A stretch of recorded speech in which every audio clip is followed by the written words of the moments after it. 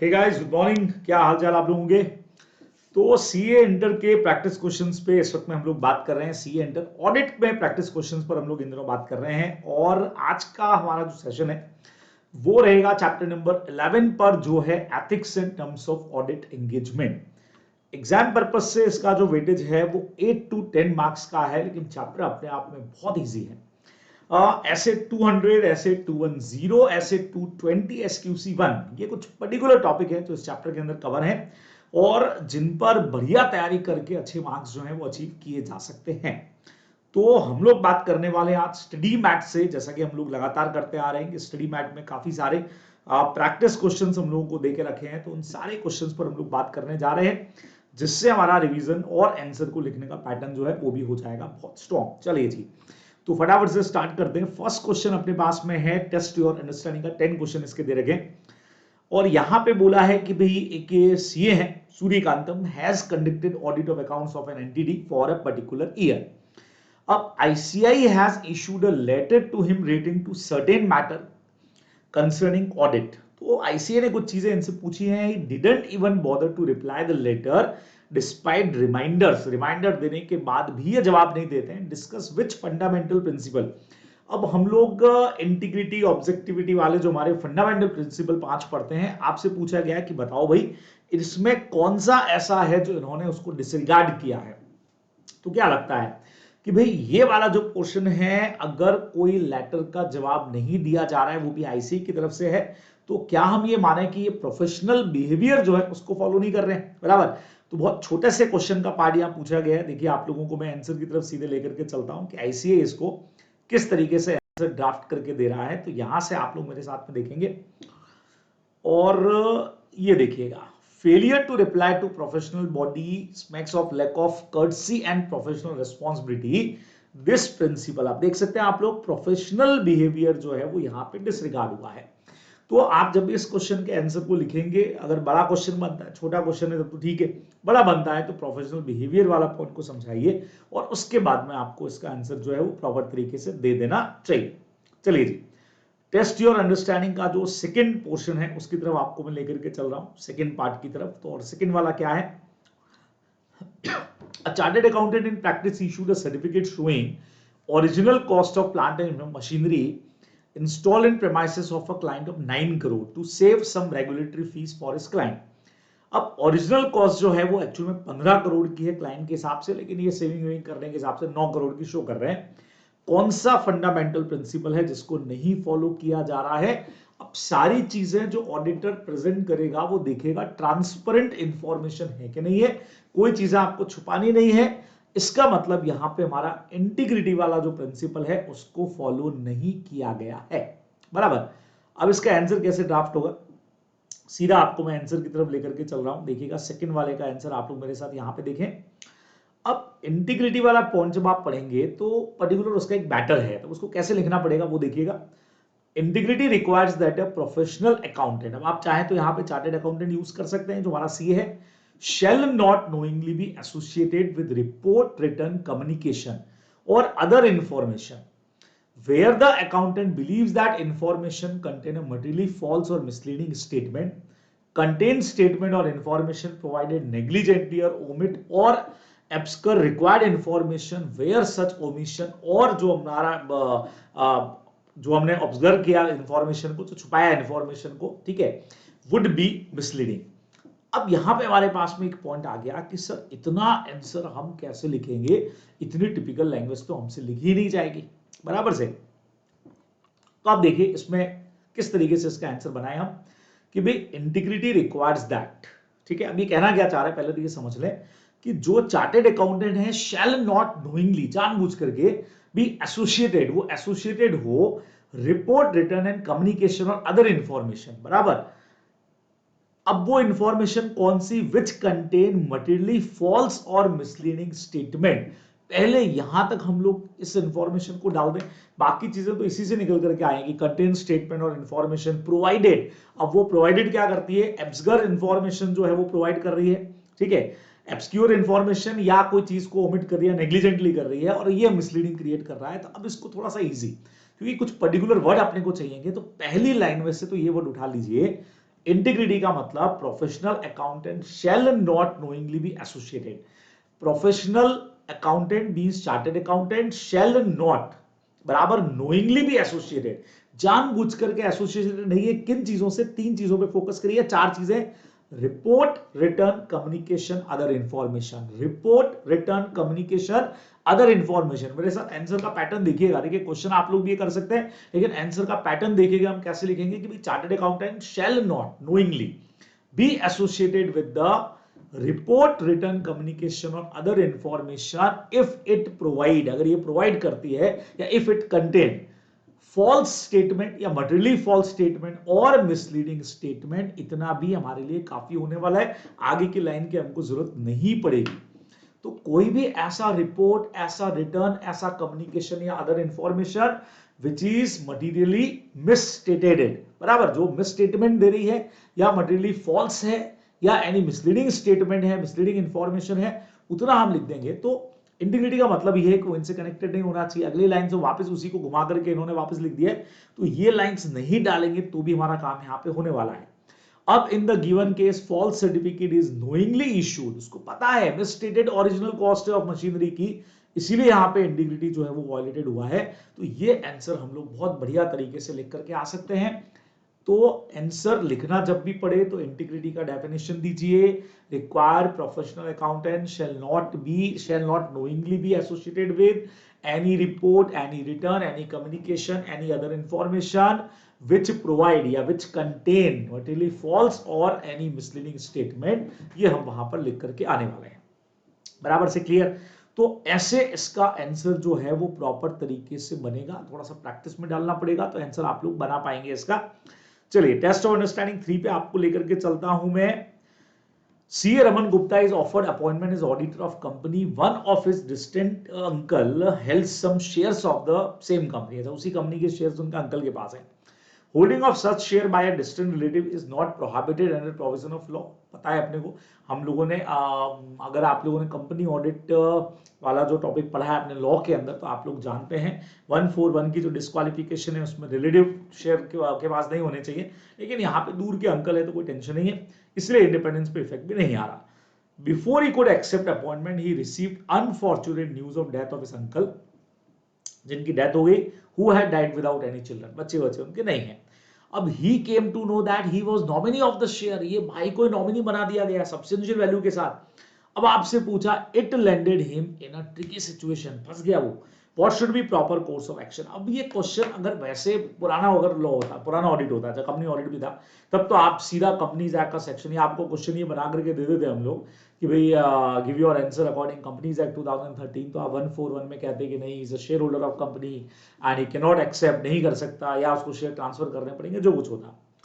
अब चूंकि हम यहाँ पे इस चीज को पढ़ रहे हैं, कंपनी लॉ का रेफरेंस हमसे पूछा नहीं है, डालना चाहे तो डालें, अदरवाइज ऐसी कौन सी चीज है। अब हम कहें से थ्रेट क्रिएट हो गई है, अब इसमें क्या लगता है हमको, क्या ये हमारी सेल्फ इंटरेस्ट थ्रेट है कि यार हमारा उसके अंदर कहीं इंटरेस्ट क्रिएट हो गया है बराबर से, तो आई थिंक थ्रेट पर इसका आंसर दिया जाना चाहिए। तो एक बड़ी दिक्कत ये आती है कि सर आंसर लिखे कैसे, समझ ही नहीं आता है कि चीज क्या है। तो पहले तो समझे, 2-3 चीजें समझे कि यार इससे हमारा इंडिपेंडेंस जो है वो हर्ट होगा, ठीक है। थ्रेट तो है, थ्रेट बट ऑब्वियस है, सेल्फ इंटरेस्ट थ्रेट का कुछ पॉइंट डाल सकते हैं। अब जो इंडिपेंडेंस है वो यहाँ पे हर्ट होने वाली है, और ऐसे में हमको पता है कि यार अपन ने पढ़ा था इंडिपेंडेंस अगर कहीं पे हर्ट हो रही है एक्सेप्ट करने से पहले, तो या तो आप उसको रिमूव करने का ट्राई करो, सेफगार्ड लगा दो, सेफगार्ड नहीं लगा सकते हो तो डिसिस्ट कर दो, एक्सेप्ट करने से मना कर दो। तो when threat to independence exist, अगर एग्जिस्ट करे, auditor should either desist from the task, मना कर देना चाहिए, या एलिमिनेट करे थ्रेट को, और at very least put in place of safeguard which reduce the threat in acceptable level. बराबर, तो बहुत सीधा सा है, 3 चीजें हमको बोली है।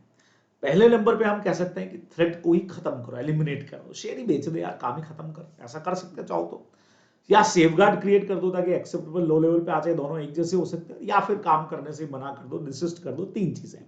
तो अब उसके बाद देखिएगा, holding of share involve financial interest आ रहा है, इसीलिए उसका सेल्फ इंटरेस्ट थ्रेट जो मैं आपको कह भी रहा था वो क्रिएट हो गया। तो थ्रेट, सेल्फ इंटरेस्ट थ्रेट, साथ में थ्रेट टू इंडिपेंडेंस भी लगाओ, ठीक है। अब he has came to know hold share due to nomination, ये क्वेश्चन की लाइन, जैसे लॉ में अपन करते हैं, क्वेश्चन की लाइन आ गई। Considering above he should take step to eliminate the threat. और तरीका आपको पता है, सोचोगे तो पता है, सर सेल कर देने, अभी तो मैंने बोला था सेल कर देना चाहिए, है ना। Holding of share of the same company जो है वो अलाउड ही नहीं है, थ्रेट टू इंडिपेंडेंस है। और चाहो तो कंपनीज एक्ट का section, it is also prohibited under section 141 of companies act 2013। So either he has to sell the share और he has to desist from the audit उसको छोड़ देना चाहिए। ऐसा आंसर बना करके बढ़िया तरीके से आप ये आंसर लिख सकते हैं, बराबर। तो मेरे ख्याल से इसमें भी कोई प्रॉब्लम आप लोगों को नहीं होनी चाहिए, आंसर ड्राफ्ट करने के अंदर भी बहुत आराम से कर सकते हैं। चलिए नेक्स्ट नंबर 4 पे लेके चलता हूं। Chartered accountant receive about 40% of total audit fees from a single client. एक ही क्लाइंट से 40% फीस, जितनी फीस आती है उसका 40% भाई एक से ही आ रहा है। Discuss how it could affect independence. अरे भाई सेल्फ इंटरेस्ट रेट हमारा इधर से ही तो शुरू हो रहा है, 40% उसी क्लाइंट से आने वाला है। तो अभी बात कर लेते हैं, एक बार मैं क्वेश्चंस देख लेता हूं सारे। ये भी सेल्फ इंटरेस्ट रेट का डिपेंडेंसी ऑन फीस वाला पॉइंट लग सकता है।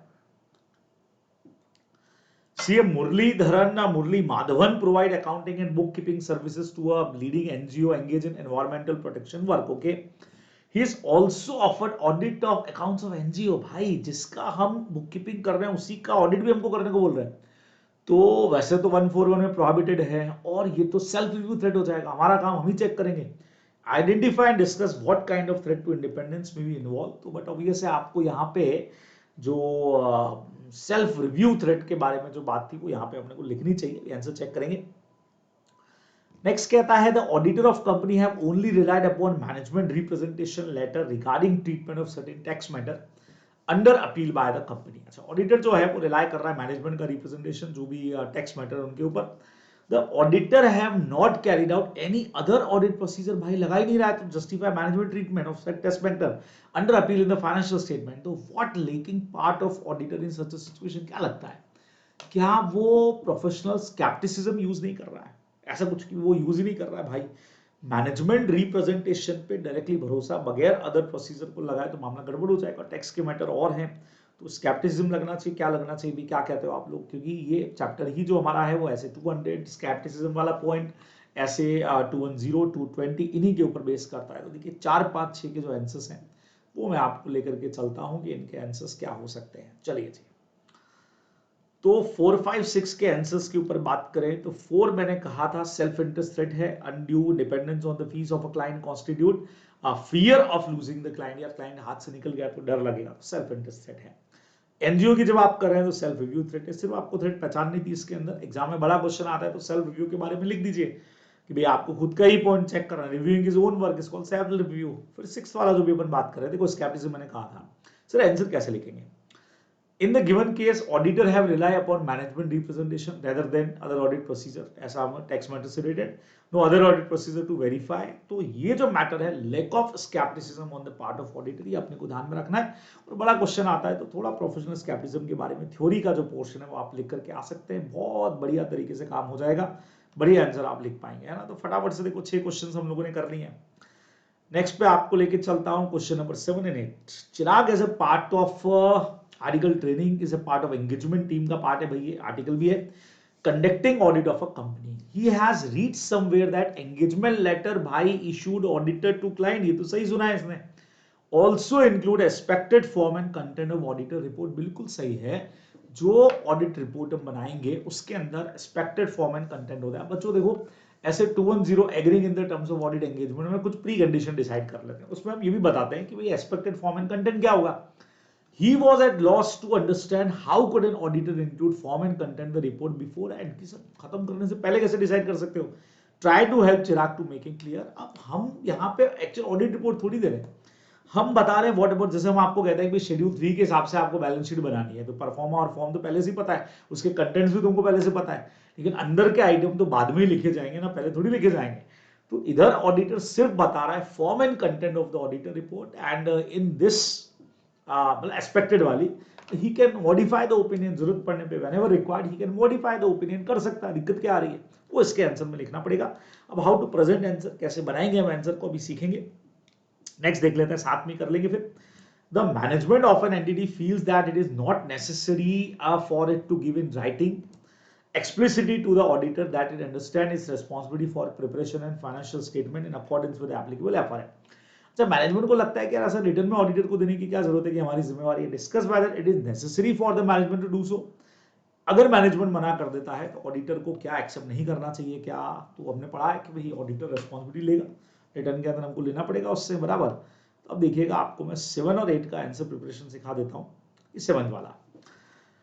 अब 7th वाले में हमने कहा कि जो एंगेजमेंट लेटर जाएगा उसमें हम इंक्लूड करते हैं reference to expected form and content of audit report. Engagement letter के कंटेंट्स में लिखा हुआ है it merely state that auditor would provide opinion in this form. Line बहुत अच्छी है। अब ये कह रहा है it merely states that auditor would provide opinion in this form, this is only a format of opinion and presentation of audit report, this is not actual report, this is not actual opinion, it is only form of opinion. However, engagement letter includes statement, form and content of report may need to be amended. Audit findings के हिसाब से वो तो amend होगी, ठीक है। और अगर हमको लगा in the light of audit findings, if he needs, अगर उसको लगता है he will give a modified opinion, तो बिल्कुल modified opinion देगा। तो आप लिख सकते हो कि it is only format of opinion. It depends on the what about the opinion depend upon his findings about the audit evidence, उस पर depend करेगा। and after completion of audit he can modify the opinion या he may give a adverse या disclaimer of opinion। ये भी आप पूरा detail लिखना चाहे तो लिख सकते हैं। तो इसीलिए खाली फॉर्मेट बताने से कुछ नहीं होगा। नेक्स्ट वाला जो हमारा पॉइंट था, it is necessary for management to give in writing explicitly, आपको एक्सप्रेस में देना पड़ेगा दैट अंडरस्टैंड द रिस्पांसिबिलिटी, आप अपनी समझते हो, बराबर। और ये सब कहां दे रखा है, it is a necessary pre condition in the audit. 210 मैंने आपको कहा था agreeing in the terms of audit engagement, उसमें दे रखा है। अब बढ़िया चीज है, if pre conditions for an audit are not present, पूरा एक टॉपिक दिया हुआ है। अगर ये प्री कंडीशन प्रेजेंट नहीं है तो ऑडिटर को क्या देखना पड़ेगा, unless required by the law the auditor shall not accept the proposed audit engagement। उसको एक्सेप्ट, शुरुआत के अंदर ही तुम तैयार नहीं हो, चीजों में टांग अड़ा रहे हो, तो भी बाद हमको करना ही नहीं चाहिए। इसमें दो बातें लिखी हैं। If the auditor has determined that financial reporting framework to be applied in the preparation of financial statement is unacceptable। अब दो चीजें होती है इसमें हमेशा, एक तो उसको लग रहा है कि भाई एफआरएफ जो है वो अनएक्सेप्टेबल है, दूसरा मैनेजमेंट जब अपनी रिस्पॉन्सिबिलिटी से मना, दोनों बात है भाई, मैनेजमेंट रिस्पॉन्सिबल तो है लेकिन एफआरएफ हमको जो देखने से लग रहा है उनका वो लग रहा है एक्सेप्टेबल ही नहीं है, ठीक है, तो प्रिपरेशन ही सही नहीं है। या मैनेजमेंट जो है, agreement of management is not obtain on matters relating to understanding the responsibility in preparation financial statement, internal control, वो सब मना कर रहे हैं, वो ले ही नहीं रहे हैं। तो ऐसे में फिर हमको क्या करना चाहिए, ऊपर हम पढ़ चुके हैं कि विड्रॉ कर लेना चाहिए and to providing access to all information to the auditor unrestricted access. मतलब ये वही वाली बात हो गई, जो प्री कंडीशंस थी, आइदर वो रिस्पॉन्सिबिलिटी इंटरनल कंट्रोल की नहीं ले रहे, फाइनेंशियल स्टेटमेंट की नहीं ले रहे, एक्सेस नहीं करने दे रहे लोगों तक, इन्फॉर्मेशन प्रोवाइड नहीं कर रहे हैं, तो दोनों ही केसेस में he shall not accept the propose audit engagement, उसको एक्सेप्ट करना ही नहीं चाहिए। ये यहाँ पे एग्जैक्टली इन्होंने लिखा है, ठीक है। फिर आगे पढ़ते हैं इसको, बड़ा आंसर है। Unless required by the law or regulation, ये refusal on the part of auditor is necessary as management is not willing। Question की लाइंस आ गई, उसको कर लेना चाहिए। Audit is conducted on the basic, जो उसका रूल होता है अकॉर्डिंग 210 है, basic premise on what audit is conducted is not fulfilled, तो ऑडिटर मना ही करेगा। बेसिक चीज हमारी यही है कि प्री कंडीशन डिसाइड हो एंगेजमेंट लेटर के अंदर, वही अगर मैनेजमेंट नहीं मान रहा है तो ही हैज टू विड्रॉ, उसको ओपिनियन विड्रॉ कर ला, अपना एंगेजमेंट ही विड्रॉ कर लेना चाहिए। ये आप लोग आंसर में ध्यान में रखने वाले हैं, बराबर। चलिए, दो चीजें हमारे पास आखिरी बच रही हैं इसके अंदर, टेस्ट योर अंडरस्टैंडिंग के अंदर 9 और 10 दोनों क्वेश्चंस करते हैं। पहले, CA P K Nair is offered appointment as auditor of company engage in providing tourism services, जो है वो इनकी कंपनी जो है वो बेसिकली टूरिज्म वाली सर्विसेज जो है वो प्रोवाइड कर देती है, ठीक है। अब नाउ आपको बोला है कि while making due diligence of the proposed client he comes to know that there has been raid on premises of the company, अच्छा okay, and resident office director of National Investigation Agency NIA, red पड़ा है, उन्होंने red डाला है on suspicion of link with terror outfit। क्या बात है भाई साहब, टेरर आउटफिट कोई ना कोई कनेक्शन दिख रहा है। और it has been followed up by the searches by enforcement directorate, जो ईडी जो है वहां पे आ गई है, हंटिंग मनी को ढूंढ रही है वो बराबर से, कि वो मनी कहाँ है, मनी का पूरा डिटेल ढूंढ रही है, मनी लॉन्ड्रिंग की कुछ लगता है इसमें कोई ना कोई फंसे लगते हैं। There is a strong suspicion of tourism services provided by the company being facet of terror of fund, उसी से फंडिंग होती है पूरी टेररिज्म को। Should proposed offer be accepted by the him। अब आपको पूछा गया है भी क्या ये उसको एक्सेप्ट करना चाहिए क्या, टूरिज्म सर्विसेज है, ऑडिटर अपॉइंट हो रहे हैं, वाइल मेकिंग डिलीजेंस जब वो चेक कर रहा था तो उसको पता लगा ये सारी चीजें हैं। अब इसका जो आंसर है वो बहुत प्यारे तरीके से आपको देख रखा हुआ है, और इसके आंसर के लिए देखो हमारा एक पॉइंट इसमें काम करता है, मैं वो पॉइंट आप लोगों को बता रहा हूँ। एक मिनट, मैंने उसको बुक में नोट भी कर रखा है, तो मैं आपको एक बढ़िया सा पेज नंबर इसके ऊपर दे रहा हूँ।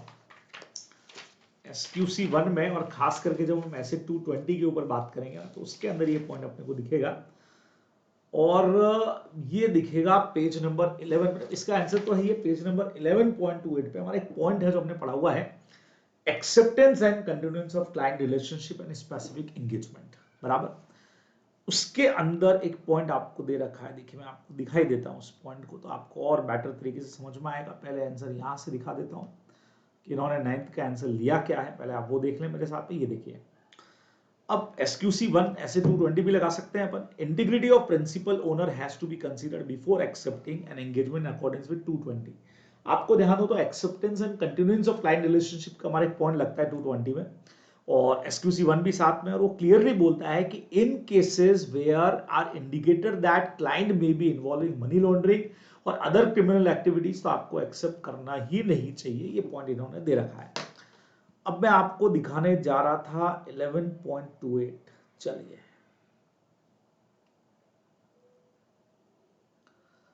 तो मैं आपको सीधा 11.28 वाला जो ये जो क्वेश्चन है इसी पर लेकर के चलता हूं। ये देखिएगा,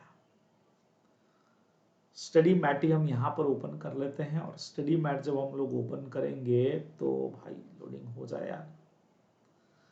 हाँ जी,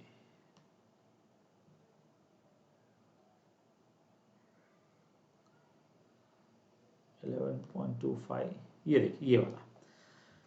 तो ऐसे 220 में भी अपन ने इसको पढ़ा है, acceptance and continuance of client relationship and specific engagement, जिसमें हम क्लाइंट का इंटीग्रिटी देखते हैं। आपको पता है अच्छी तरह से इंटीग्रिटी वाला पॉइंट इसके अंदर आएगा। फिर हम कंपिटेंस देखते हैं, हमारा भी सामने वाले का भी, और हम एथिकल रिक्वायरमेंट की कंप्लायंस देखते हैं। तीनों पॉइंट हम लोगों ने पढ़े हुए हैं। अब यहाँ पर इन्होंने एक लिस्ट आपको दी है with regard to the integrity of client that firm consider include for the example. ये चीजें आपको दिखनी चाहिए, है ना।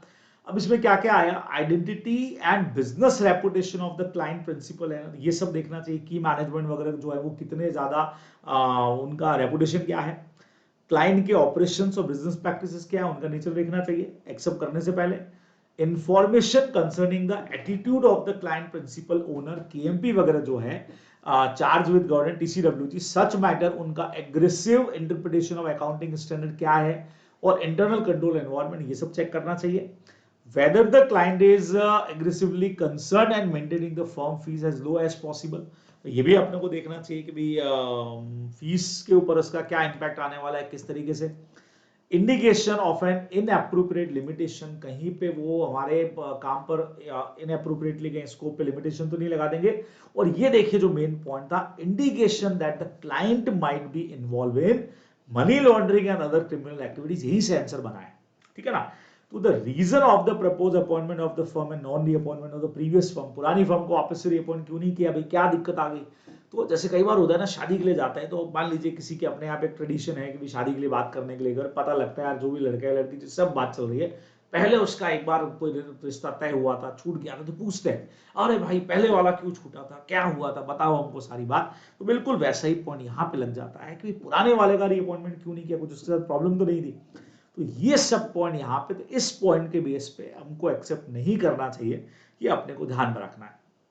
हमने बोला भी है कि अगर ऐसा कुछ कॉन्फ्लिक्ट लगता है तो यहाँ पे ये रिक्वायरमेंट रहेगी कि possibility of withdrawing from the engagement और from both engagement and client relationship को इस बेस पर उसको डिसाइड करना पड़ेगा। तो यहाँ से एग्जैक्टली हमारा आंसर जो है वो बन करके यहाँ पे भी आया है, ये आप लोग ध्यान रखेंगे, बराबर। चलिए लास्ट वाला हमारा 10th बचा हुआ है, 10th पर आपको लेकर के चलता हूँ एक बार पहले, फिर केस स्टडी वाला क्वेश्चन करेंगे। तो 10th वाला क्या कहता है देखिएगा, C. Arpita has joined a mid-sized CA firm recently. She finds that partners remain too busy and the firm is proposing to accept audit work in areas in which it has no experience or capabilities. Okay. अभी कह रही है भाई एक mid size audit firm में जा रही है और she find that the partner remain too busy and the firm is proposing to accept audit work in areas जहां पे उनका एक्सपीरियंस ही नहीं, उस एरिया में काम करने जा रहे हैं। The firm is proposing to accept audit of some entity जो फिनटेक सेक्टर के अंदर है, ठीक है। सच ऑडिट में भी requiring extensive use of technology and data analytics उसमें चाहिएगा।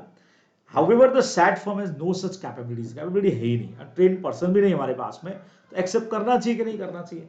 तो अभी जो अपन ने एक्सेप्टेंस एंड कंटिन्यूएंस वाला पॉइंट पढ़ा था, उसी में जो सारे पॉइंट थे कि भाई कैपेबिलिटी कितनी है हमारी और उनकी, और हम काम कर पाएंगे कि नहीं, ये सब चीजें हमको देखना चाहिए कंटिन्यू करने से पहले पहले। ऐसा हमसे यहाँ पे भी पूछा गया था, हमने देखा था, तो यहाँ पे भी देख लेते हैं। SQC1 require that before accepting an engagement, competence, देखो अभी मैंने कहा था, including capability, time and resources to perform engagement have to be considered। तो ये चीजें बेसिकली हमको देख लेनी चाहिए। अगर हम प्रॉपरली इस चैप्टर को भी देखेंगे तो आपको पॉइंट्स पता लग जाएंगे। ये देखिए मैं आपको दिखा देता हूं, यहां से जब अपन पढ़ रहे थे तो वही पॉइंट है हमारे, ये देखिएगा यहां से भी है, ये रहा, ये देखो, तो यही SQC1 लग रहा है। ऐसे 220 भी आप लगा सकते हैं। एक्सेप्ट या कंटिन्यू करने से पहले कंपेटेंसी देखना पड़ता है, जिसमें कैपेबिलिटीज भी, टाइम भी, रिसोर्सेज भी टू परफॉर्म एंगेजमेंट। तो अगर ये सुटेबल है तो auditor have to accept, otherwise उसको एक्सेप्ट नहीं करना चाहिए। तो in the given case propose engagement involve use of technology in data analytics, ठीक है, फर्म के पास में एक्सपीरियंस नहीं है फिनटेक का, तो does not have train person भी नहीं है, तो यहाँ पे शुड नॉट एक्सेप्टेड नहीं करना चाहिए। उस पॉइंट के ऊपर हमारा आंसर जो है वो बन करके आ जाएगा। तो थोड़ा सा आंसर्स का हम लोग प्रॉपर तरीके से प्रैक्टिस डालेंगे कि हाँ भाई कहाँ से क्या बनेगा, कैसे लिखना है, तो बहुत आराम से आप इसको कर सकते हैं। चलिए जी, अब मैं आप लोगों को लेकर के चल रहा हूँ, बहुत सीधा सीधा सा हमारी कुछ केस स्टडी यहाँ पे थी। केस स्टडी वाले पोर्शन के ऊपर फटाफट से बात कर लेते हैं। Dash and Company, a firm of auditor, is offered appointment as auditor of a company, a prospective। अब देखो हमेशा की तरह जैसे अपन करते हैं, एक बार क्वेश्चन चालू तो कर देते हैं, फिर अपने को लगता है यार क्यों ना क्वेश्चन ही पढ़ लिए जाए फाइनली, तो एक बार क्वेश्चन देख लेते हैं, फिर जरूरत हुई तो ऊपर चलेंगे। Considering discussion about Sukanya and Sushant, question पढ़ना पड़ेगा, इसका मतलब इसमें से कौन सा फॉलोइंग स्टेटमेंट जो है वो ठीक लग रहा है। अच्छा भाई, इसका मतलब पढ़ना ही पड़ेगा भाई अपने को, तो चलिए क्वेश्चन देख लेते हैं। केस स्टडी छोटी है। दास एंड कंपनी ऑडिटर की फर्म है, offered appointment as an auditor of a prospective new client. CA Sukanya, one of partner, is dealing with new client. While meeting with officers of company she came to know that Sushant, जो company का CFO है, वो उसका classmate था। In fact both of them started CA together. Sushant ने left कर दिया सी को मिडवे के अंदर ही, और बार बार फेल होने की वजह से। भाई देखो आपको बार बार ऐसी हिंट भी देता है कि देखो नहीं पढ़ोगे तो ऐसा हो सकता है, बट कंपनी खोल ली भी उसने। And try his luck to pursue, MBA उसने कर लिया था फाइनेंस के अंदर। एमबीए फाइनेंस वाले भी हमको कई बार टक्कर दे जाते हैं, from one of leading institution, इसीलिए कंपनी का सीएफओ भाई बना हुआ है।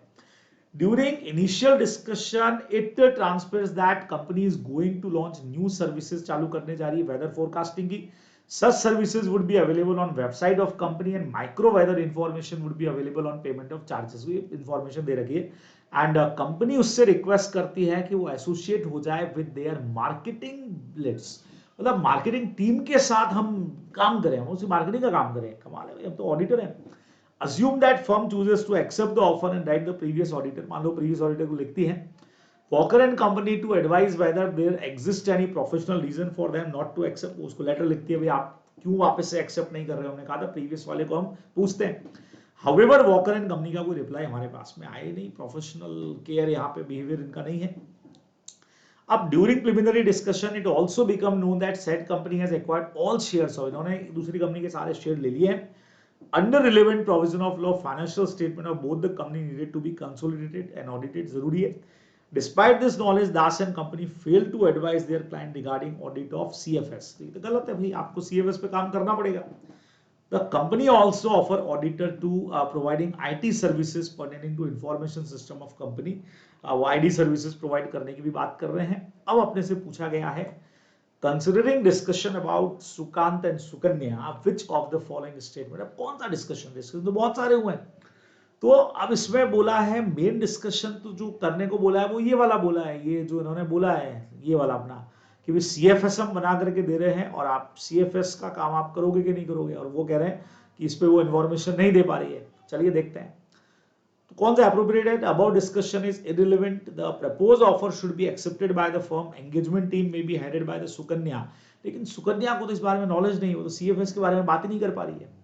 The propose offer should be accepted by the firm, audit का जो ऑफर है वो एक्सेप्ट करना चाहिए। एंड द एंगेजमेंट टीम में be headed by different partner, ये बात सही हो सकती है। देखिए अब थोड़ा सा कंफ्यूजन हो सकता है, सर इतने सारे डिस्कशन में से कौन सा डिस्कशन बोला, ये वाले डिस्कशन में तो हमारा कोई रोल है नहीं, मार्केटिंग के साथ जुड़ने को कह रहे हैं तो ये रिलेवेंट है। हालांकि क्वेश्चन में इनको थोड़ा सा क्लियर कर देना चाहिए था कौन से वाले डिस्कशन की बात हो रही है। इनिशियल डिस्कशन में इन्होंने बोला था मार्केटिंग वालों के साथ जुड़ो, वो तो मना ही है, उसके बेस पे तो आंसर होना चाहिए था discussion is irrelevant in the context of proposed offer. ठीक है, हाँ सेकंड वाला जो है ये डिस्कशन अगर करें तो उसमें उन्होंने हमको कहा है कि भाई आपको सीएफएस बनाने पड़ेंगे और अगर हमको नॉलेज नहीं है, हम कुछ नहीं बोल पा रहे हैं, फेल हो गए, तो हमको दूसरे पार्टनर के साथ ये काम कंटिन्यू करना चाहिए। तो उस बेस पे अगर बात करें तो आंसर सी सही जा सकता है। Keeping in view request of the company visibly associated with companies new services, identify which type of threat. अब यहाँ पे हमको थ्रेट कौन सी दिख रही है, एक कंपनी नई सर्विसेज चालू करने जा रही है और हमको उसको प्रमोट ही करना पड़ेगा। It is a matter of advocacy threat, but obvious है। Previous auditor Walker and company ने हमको रिप्लाई नहीं किया। अभी मैंने कहा था प्रोफेशनल बिहेवियर वो फॉलो नहीं कर रहे हैं, यहाँ जो उनको करना चाहिए था ढंग से रिप्लाई तो आपको करना चाहिए, बराबर। Das and company fail to advise company regarding CFS which fundamental principle उन्होंने फॉलो नहीं किया है। तो बट ऑब्वियस है आप सीएफएस पे बात नहीं कर पा रहे हैं, इसका मतलब professional competence and due care जो है उसका किधर न किधर कमी है, तो सीएफएस नहीं बना पा रहे आप, तो D number. Which of the following statement is most appropriate regarding IT services के बारे में क्या चीज होगी, auditor to the company, self review, advocacy. हाँ ये सेल्फ रिव्यू थ्रेड ठीक है ना, हमारे काम को हम वापस देखेंगे, क्या कहते हो। The company also offer auditor contract for providing IT services pertaining to information system of company. तो हम ही उनका IT सिस्टम देखेंगे, बाद में हम ही ऑडिट करेंगे, तो एक हमारे लिए अपने ही काम को रिव्यू करने जैसा हो जाएगा। तो सेल्फ रिव्यू थ्रेड इसके अंदर हमारी लग सकती है, बराबर। अच्छा आंसर दे भी रखे हैं यहाँ पे आपको, तो फर्स्ट का आंसर देखो सी नंबर दिया है। अब इसमें कंफ्यूजन वही है, अगर पहले वाले प्रपोजल की बात करें तब तो इरिलेवेंट है, मार्केटिंग टीम के साथ हम जा ही नहीं सकते। थर्ड वाले की बात करें तो हमको एक्सेप्ट करना चाहिए, बस ठीक है हमको नहीं पता है तो दूसरा इसको हेड कर ले। तो ये आप लोग मेनली ध्यान में रखने वाले हैं। तो ये सारे के सारे हमारे वो क्वेश्चंस हो गए हैं जो थे टेस्ट ऑफ अंडरस्टैंडिंग वाले और as well as case study. अब हमारे पास में जो अगला टॉपिक बचता है वो है एमसीक्यू वाले क्वेश्चंस और साथ में हमारे जो डिटेल क्वेश्चंस है उन पर अब बात को शुरू कर देते हैं। तो एमसीक्यू वाले क्वेश्चंस की तरफ चलते हैं पहले हम लोग, और फर्स्ट क्वेश्चन अपने को दे रखा है identify the most appropriate statement, हमसे पूछा है। ऐसे 220 applies at the level of the firm, बिल्कुल ठीक है, फर्म के लेवल पे ही होता है। SQC 1 is premised on the basis of that firm subject to SA 220। SA 220 is premised on the basis that a firm is subject to SQC 1, ये बिल्कुल ठीक है।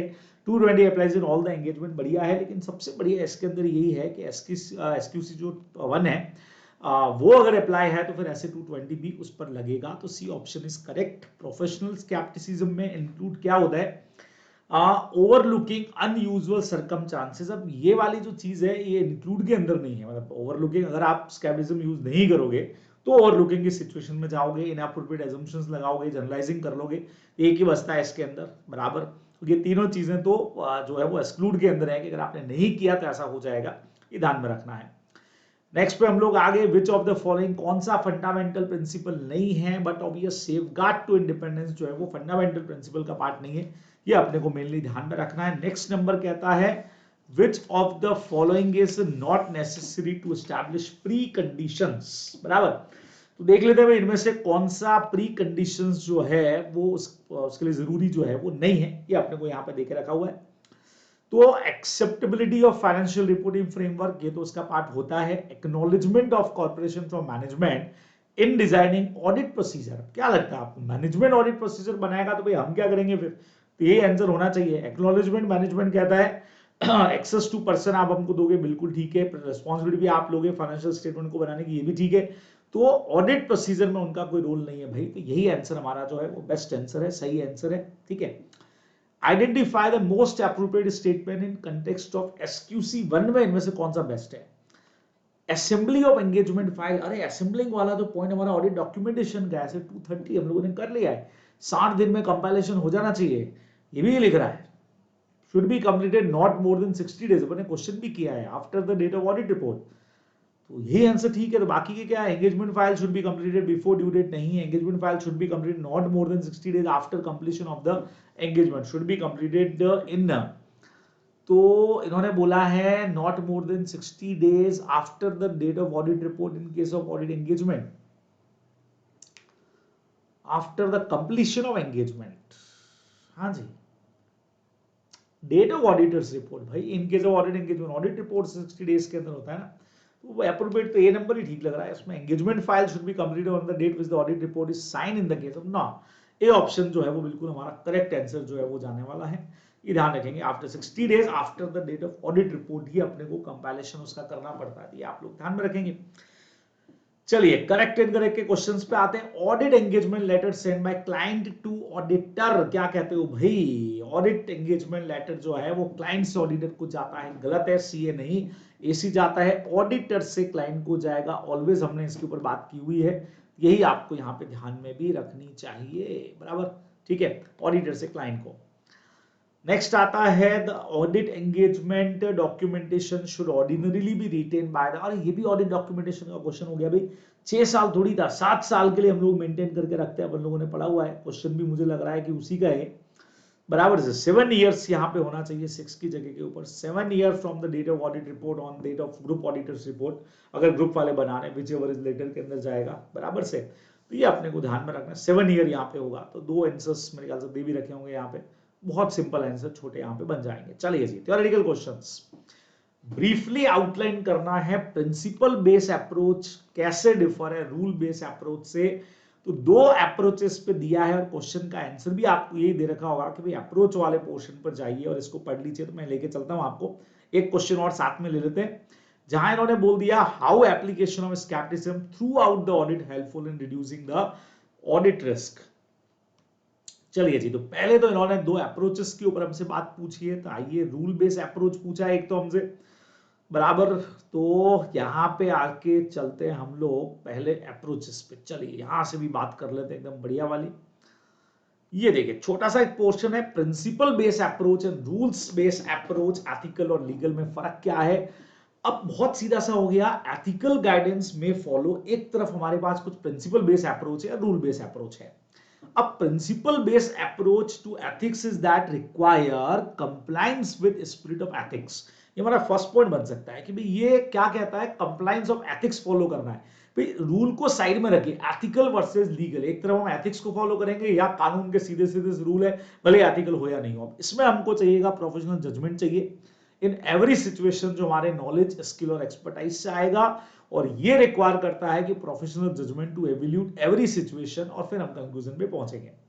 रूल बेस्ड जो है वो स्ट्रिक्टली रूल्स फॉलो करने को कहता है, क्लियरली एस्टैब्लिश जो रूल है उनको फॉलो करना है, और ये थोड़ा सा नैरो है, it may lead to narrow outlook, और स्पिरिट ऑफ एथिक्स जो है इसमें ओवरलुक्ड हो जाएगी, कोई मतलब नहीं हमको एथिक्स किधर है, बिल्कुल फॉलो नहीं करा है, स्ट्रिक्टली हम सिर्फ रूल्स एंड रूल्स हम सिर्फ उसको फॉलो करेंगे, ये इसके अंदर होता है। तो रूल्स बेस्ड अप्रोच के बाद बहुत रिजिड हो जाती है ना, और कई बार पॉसिबल नहीं होता हर सिचुएशन में, आप रूल्स को पकड़ के बैठ गए तो हर सिचुएशन में हम काम नहीं कर पाएंगे, आप लोग जानते हैं, हालांकि दोनों ही चीजें फॉलो होती है, it is necessary that spirit of code is followed, otherwise 2 approaches में से लीगल भी अपनी जगह पे ठीक है, लेकिन रिजिड हो जाएगी कई सारी जगह पे, हर जगह हम रूल बेस्ड अप्रोच काम में नहीं ले सकते, कई जगह हमको एथिकली काम को करना पड़ेगा ना, बराबर, तो वो एथिक की भी दिल की जगह, दिमाग की जगह दिल की भी सुननी पड़ेगी, ऐसा कुछ इसमें अपने को ध्यान में रखना है। तो आप इसको पॉइंट्स के अंदर बढ़िया तरीके से इसका आंसर दे सकते हैं, पॉइंट्स के अंदर इसको कन्वर्ट करके आप आंसर बना सकते हैं।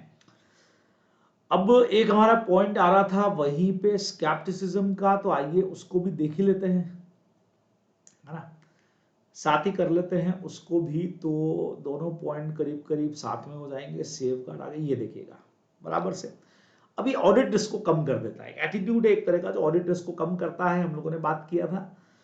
तो अब इन्होंने कहा, एक बार क्वेश्चन ही देख लिया जाए, मेरे पास बुक पड़ी है, क्वेश्चन पूछा था how application of scepticism through out the audit is helpful in reducing audit risk, इसके बारे में अपने को यहाँ पे कुछ पॉइंट्स जो हैं वो लिख देने पड़ेंगे कि हाँ भाई ये होगा, तो ये वाली चीज है मेनली, देखो अब इसका आंसर कैसे लिखा जाएगा, तो हमने लिख दिया scepticism and attitude include a questioning mind, meaning हम लोगों ने समझा दिया। अब ये लाइन ढूंढने की कोशिश करते हैं कि भाई ये हेल्पफुल है रिड्यूसिंग ऑडिट रिस्क, अगर ये लाइन मिल गई तब तो वहीं से आंसर को उठाएंगे, नहीं तो फिर अपन अपना आंसर बना लेंगे, ठीक है ना। तो necessary to critical assessment also include sufficiency, appropriateness and document acceptable fraud if the sole auditor reason, ये देखिए यहाँ पे रिस्क का दे जरूर रखा है एक point, information fraud necessary to resolve the problem post, direct line तो इसके अंदर अपने पास में नहीं है, लेकिन अपन बना सकते हैं। स्केप्टिज्म के बारे में पूरा जो इतना आप लोगों ने पढ़ा है, एक अच्छा सा मैटर आपने पढ़ा हुआ वो आप लिख सकते हैं। सबसे पहले तो मिनी मीनिंग दे दो, फिर उसके अलावा दे दो अलर्ट किन सिचुएशन में रहना चाहिए, या तो ये समझा सकते हो या सीधा सीधा सा ये समझा सकते हो। ये देखो ये पढ़ा पढ़ा मिल गया, हाँ मैं कह ही रहा था ना आपको ये पॉइंट्स मिल जाएंगे, नोट्स में भी आपको देके रखे हुए हैं। Maintaining professional scepticism through out the audit, ये पूरी लाइन ही मिल गई है ना, पूरी लाइन ही मिल गई। Is necessary if the auditor is to reduce the risk of, but ये अपने को समझाना है। अगर ये वाली रिस्क कम करनी है, यहीं तक हमारा आंसर आएगा, तो auditor have to definition meaning लिखने के बाद ये कि भाई अगर आप करते हैं तो ओवरलुकिंग अनयूजुअल सर्कमस्टांसेस की जो अनदेखी हम कर देंगे वो रिस्क हमारी कम हो जाएगी। कंक्लूजन में हम बहुत जनरल कंक्लूजन निकाल करके दे देंगे, ऑब्जर्वेशन वो कम हो जाएगा। और इनएप्रोप्रिएट एजम्पशंस लेना जिससे नेचर टाइमिंग एंड एक्सटेंड हमारा गलत हो जाए, वो रिस्क भी हमारी रिड्यूस हो जाएगी। ये पॉइंट्स अपने को आंसर में लिखने चाहिए बराबर। तो बहुत आराम से 3 सिचुएशन दे रखी है, इन तीनों सिचुएशन को आप एग्जाम में अपने आंसर में ड्राफ्ट करने वाले हैं। चलिए जी अगले क्वेश्चन की तरफ आपको लेकर के चलता हूं। Chartered accountant is conducting audit of client for last 2 year before proceeding to start audit for next year.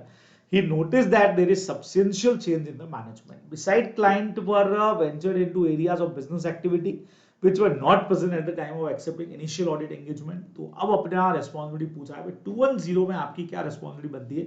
Agreeing in the terms of audit engagement, management वगैरह चेंज हो रहा है, तो लास्ट 2 ईयर से हम ऑडिट कर रहे हैं, तो ये वो वाला पॉइंट तो नहीं है जहां हम चाह रहे हैं कि भाई रिकरिंग ऑडिट अगर हमको मिली है तो हमको एक नया लेटर वेटर ड्राफ्ट करना चाहिए। क्या कहते हो, ये देखो terms of engagement in recurring audit वाला जो अपना पोर्शन है वो अपने को आंसर में लगा देना चाहिए, है ना। तो रिकरिंग ऑडिट से आपसे मैंने बात की हुई है कि अगर हमको वही हम पहले भी ऑडिट कर रहे थे, वापस से हमको ऑडिट का काम मिलता है, नया एंगेजमेंट लेटर लिखना है कि नहीं लिखना है, डिपेंड ऑन सिचुएशन। जैसे मैनेजमेंट चेंज हो रहा है या पुराना कोई मिसअंडरस्टैंडिंग हमारा रह गया था, या हमको लगता है कि कुछ नया असाइनमेंट आया है, तो फिर हमको नया जो लेटर है वो लिखना चाहिए।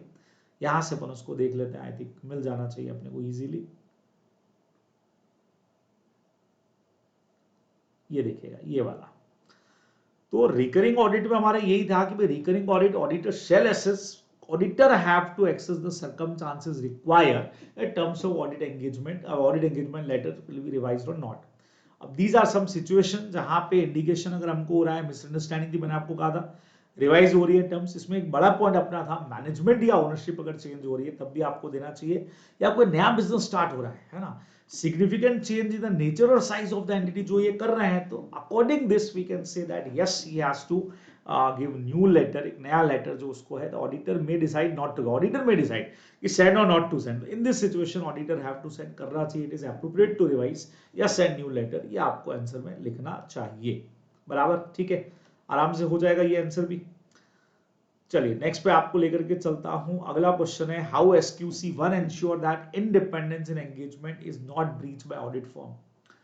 अब SQC1 कैसे इंश्योर करता है कि independence in engagement is not breach by an audit firm, तो अपने पास पूरा इसके ऊपर एक पॉइंट देके रखा हुआ है, refer the heading ethical requirement के अंदर element of system of quality control in SQC1 अपने को देके रखा हुआ है। तो एथिकल वाला अपने एक पॉइंट इसके अंदर आपको दे रखा है, बिल्कुल एग्जैक्टली, ये भी थ्योरी क्वेश्चन है, बहुत आराम से आप कर सकते हैं, देख भी लेंगे हम लोग। और एक लीडरशिप रेस्पॉन्सिबिलिटी ऐसे 220 पे डायरेक्ट क्वेश्चन हमसे पूछा हुआ है, 2 चीजें इन्होंने पूछ ली है। तो यहां से अगर मैं आपको रिवर्स में ही लेकर के चलूं तो ऐसे 220 में हमारे पास में आता है लीडरशिप वाला पॉइंट, और उसमें बहुत फिक्स पॉइंट हम लोगों ने पढ़े हुए हैं, ये देखिए ये वाला। तो लीडरशिप रेस्पॉन्सिबिलिटी, बट ऑब्वियस है कौन है, एंगेजमेंट पार्टनर यहाँ पे लेगा, he has to accept leadership responsibility, उसी को लेनी पड़ेगी बराबर। For the overall quality of audit engagement, the action of engagement partner and appropriate messages to other member of the engagement team, he has to take responsibility. अब इसकी importance अपने पढ़ी हुई है, जो हमेशा पढ़ते आए हैं, यहाँ पे आपको काम करना है, कंप्लाई करना है professional standard, regulatory and legal requirement, साथ में कंप्लाई करनी है उस फर्म की भी जो क्वालिटी कंट्रोल पॉलिसीज होती हैं, तीसरा, रिपोर्ट आपके अप्रोप्रिएट होनी चाहिए। जो ऐसे 220 के ऑब्जेक्ट्स में भी आपको 2 पॉइंट देके रखे हुए हैं, और एंगेजमेंट टीम का जो पर्सन है विदाउट फियर अपनी बात को रख सके। पढ़ा हुआ है अपने पूरा का पूरा, रेस कंसर्न विदाउट फियर वाला पॉइंट था। एंड लास्ट वाला था the fact that quality is essential. तो ये अपने को लीडरशिप वाले पॉइंट के अंदर जो है वो आंसर में लिख देना चाहिए, ठीक है ना। तो ये हमारा पूरा का पूरा पोर्शन यहाँ पे हो गया। एक क्वेश्चन को जो अपन देख रहे थे वो भी SQC 1 के अंदर ही अपने को स्टार्टिंग में देके रखा हुआ है। हाँ जी, देखिए एथिकल रिक्वायरमेंट जो अपन पढ़ रहे हैं ना, बस इसी के अंदर अपने को वो जो पॉइंट है SQC 1 वाला, वो इसके अंदर अपने को दे देना चाहिए। वही वाला पॉइंट अपने को एग्जैक्टली लिखना था, ठीक है। एथिकल रिक्वायरमेंट के अंदर ही वो पॉइंट अपने को देके रखा हुआ SQC 1 के अंदर, तो वो हम लोग बहुत आराम से लिख सकते हैं। Independence in engagement is not breach by form. तो एथिकल रिक्वायरमेंट के अंदर जो इंडिपेंडेंस वाला हमारा पॉइंट था, ये देखिए यहाँ लिखा हुआ भी होगा, एथिकल रिक्वायरमेंट है, और आई थिंक ये लाइन यहाँ होनी भी चाहिए शायद, देखें।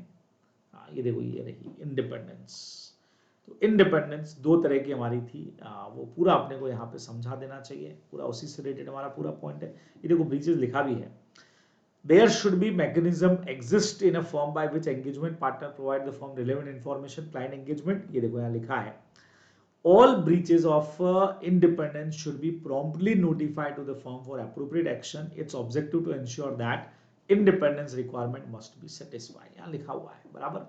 तो जहां पे भी लगे कि कॉम्प्रोमाइजिंग सिचुएशन होगी तो उसको बताना चाहिए, कम्युनिकेट करना चाहिए, और सिचुएशन को आइडेंटिफाई करके या तो सेफगार्ड लगाओ, नहीं तो आप एंगेजमेंट को विड्रॉ कर लो। अगर कहीं पर भी इंडिपेंडेंस के लिए थ्रेट वाला पॉइंट आ रहा है, जो अपन ने पहले भी एक क्वेश्चन किया था, वही अपने को इसके आंसर में लिख देना चाहिए, ठीक है बराबर। तो ये आपका पूरा पोर्शन यहाँ आकर के चैप्टर नंबर 11 जो है हमारा, जिसमें टेस्ट योर अंडरस्टैंडिंग और केस स्टडी और MCQs और करेक्ट इनकरेक्ट और थ्योरेटिकल क्वेश्चंस है, वो सारे यहाँ आकर के खत्म हो जाएंगे। तो बढ़िया तरीके से चैप्टर तैयार करिए। जल्दी आपसे मुलाकात होगी अगले चैप्टर के साथ में।